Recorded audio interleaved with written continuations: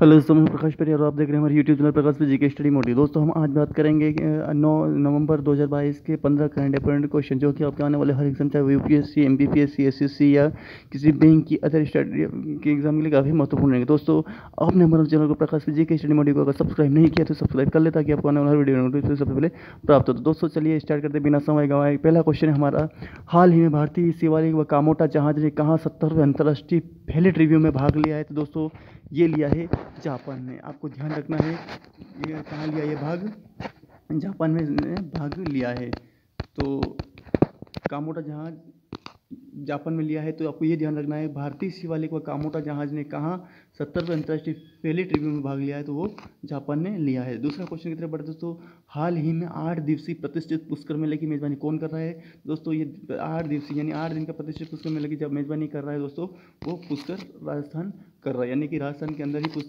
पुष्कर है, वो स्थान है जिसका राजस्थान में पुष्कर मेले की मेजबानी कर रहा है, पुष्कर राजस्थान। तीसरा क्वेश्चन दोस्तों, तीसरा क्वेश्चन ये है कि हाल में किसने बाढ़ का पूर्वानुमान लगाने के लिए फ्लड हब नामक मंच लॉन्च किया है? दोस्तों ये गूगल ने किया है। गूगल कंपनी है हमारे भारत के अमेरिका के कैलिफोर्निया में स्थित गूगल ने इसके भारत यानी कि बाढ़ का जब बाढ़ आएगी उससे पहले हमारे को अनुमान हो जाएगा कि यहाँ बाढ़ आने वाली है। इसके लिए उन्होंने फ्लड हब नामक मंच लॉन्च किया है जो कि गूगल ने किया है, और गूगल की स्थापना सन 1995 में हुई थी। ये आपको ध्यान रखना है।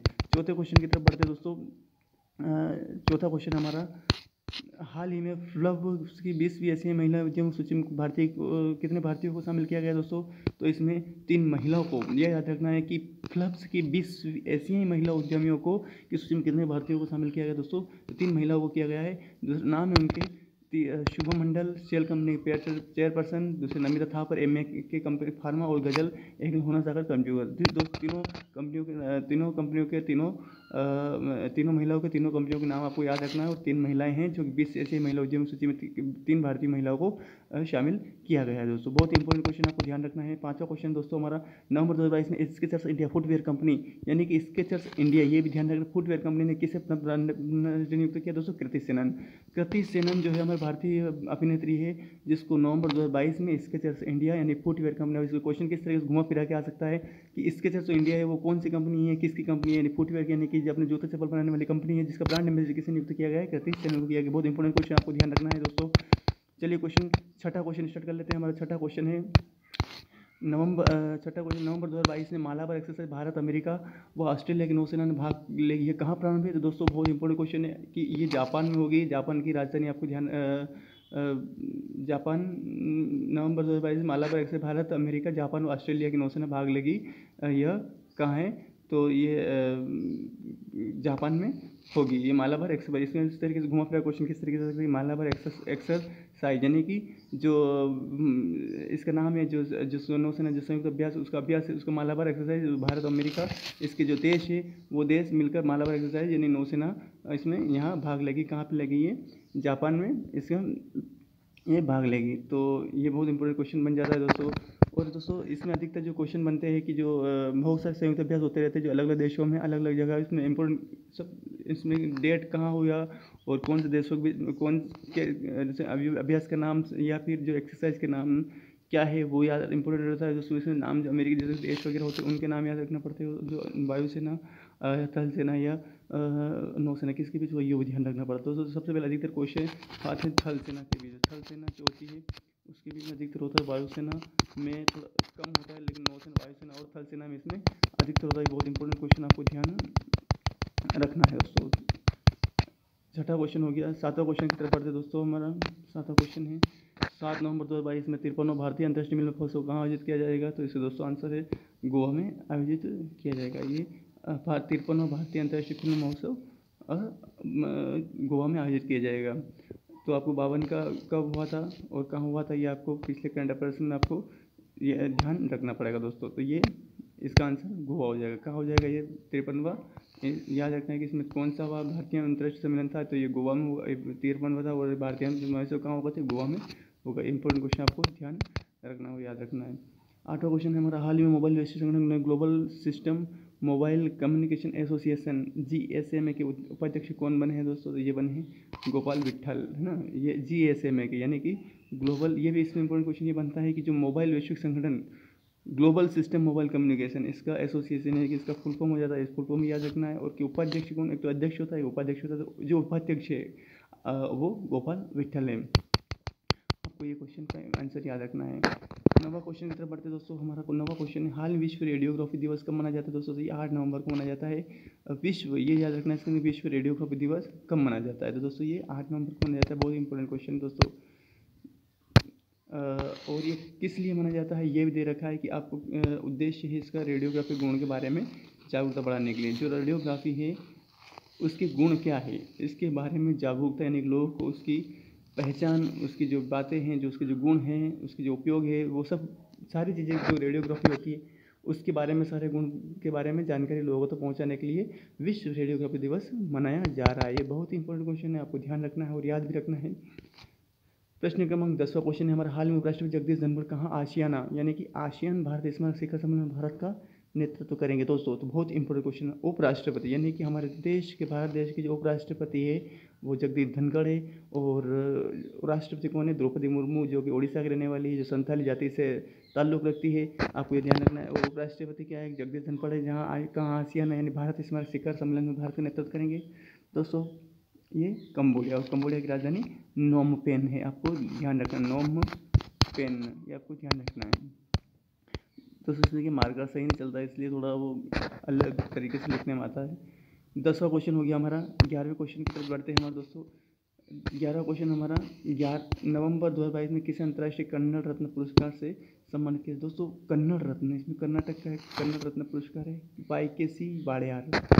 किसे सम्मानित किया जाएगा? YKC वाडेयार को सम्मानित किया जाएगा, जो कि एक अंतर्राष्ट्रीय कन्नड़ पुरस्कार सम्मानित उनको YKC को वाडेयार को किया जाएगा दोस्तों। बहुत इंपॉर्टेंट क्वेश्चन आपको याद रखना है। आगे बढ़ते हैं दोस्तों।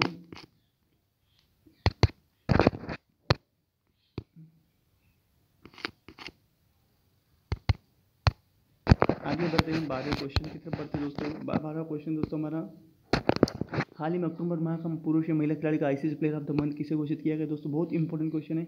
ये किया गया है विराट कोहली और निंदा डार को।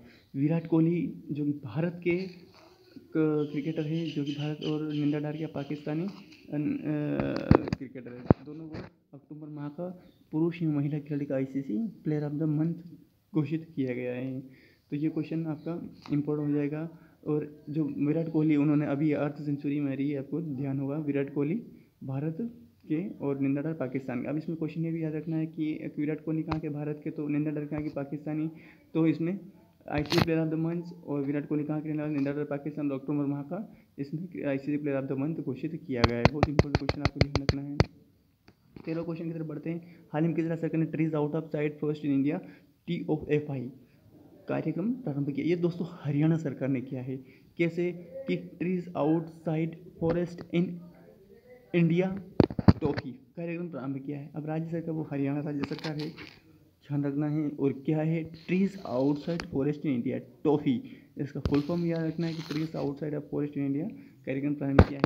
और उद्देश्य है इसका प्रारंभिक वन क्षेत्र, उसके आसपास के बाहरी वन क्षेत्र में भी वन को विकसित करना। अब यानी कि जो हमारे जो वन है, भारत देश के जो वन है, या जो हरियाणा राज्य में जो वन है, उसके आसपास के बाहरी वन क्षेत्र, जहाँ पे भूमि खाली पड़ी है, जहाँ पे पेड़ पौधे नहीं है, या फिर जहाँ पे पेड़ पौधे लगाए जा सकते हैं, वहाँ पे हम पेड़ पौधे बोकर, हम लगाकर उसकी वन के क्षेत्र को हम बढ़ा सकते हैं दोस्तों। इसलिए क्या है, वन क्षेत्र बढ़ाने के लिए ये हरियाणा सरकार ने trees outside forest in India Haryana सरकार ने लागू कार्यक्रम प्रारंभ किया है। बहुत इंपॉर्टेंट क्वेश्चन आपको ध्यान रखना है दोस्तों।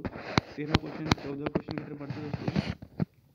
14वां क्वेश्चन है हमारा कि हाल ही उत्तर प्रदेश सरकार ने मथुरा बंदर में कब तक कार्बन न्यूट्रल टूरिस्ट डेस्टिनेशन बनाने की घोषणा की दोस्तों? ये 2041 तक। कब तक? वो सन दे रहा है, सन क्या है? 2041। बहुत इंपॉर्टेंट क्वेश्चन, ये आने की संभावना भी बनती है दोस्तों। तो हाल ही में उत्तर प्रदेश सरकार ने मथुरा वृंदावन में, उत्तर प्रदेश में सरकार ने जो मथुरा वृंदावन को कब तक कार्बन न्यूट्रल टूरिस्ट डेस्टिनेशन बनाने की घोषणा की है? तो ये 2041 तक की है। 15वें क्वेश्चन की तरफ बढ़ते दोस्तों। हमारा 15वां क्वेश्चन है कि हाल ही में विधि आयोग के उपाध्यक्ष कौन बने हैं? तो दोस्तों 15वां क्वेश्चन हमारा ये बनता है कि हाल ही विधि आयोग के अध्यक्ष कौन बने दोस्तों? ही ऋतुराज अवस्थी बने हैं। जो कि हमारे भारत की जो विधि आयोग हैं उसका जो अध्यक्ष जो बने हैं वो बने हैं ऋतुराज अवस्थी। आपको बहुत इंपॉर्टेंट क्वेश्चन करंट अफेयर्स की याद रखना है, क्योंकि आपको आने वाली एग्जाम में काफ़ी महत्वपूर्ण रहेगा और काफ़ी सहायता करेंगे दोस्तों। तो आपने हमारे पूरे 15 करंट अफेयर क्वेश्चन अपन पढ़े हैं और इनको याद रखने की कोशिश करें और इनको एग्जाम में आने की पूरी पूरी संभावना रहे। दोस्तों हम इस वीडियो में हम इस चैनल पर डेली करंट अफेयर्स की 15 क्वेश्चन आपको लाते रहते हैं। तो आपने हमारे प्रकाश पे जीके स्टडी मोटिव चैनल को सब्सक्राइब नहीं किया, सब्सक्राइब कर ले, ताकि आपको आने वाला हर वीडियो की नोटिफिकेशन सबसे पहले प्राप्त हो, ताकि आपके आने वाले एग्जाम में काफ़ी आपकी सहायता हो सके। तो दोस्तों ये थे आपको करंट अफेयर्स क्वेश्चन, इनको ध्यान रखिएगा, याद रखिएगा और आपके आने वाले एग्ज़ाम के लिए काफ़ी सहायता करेंगे दोस्तों। धन्यवाद।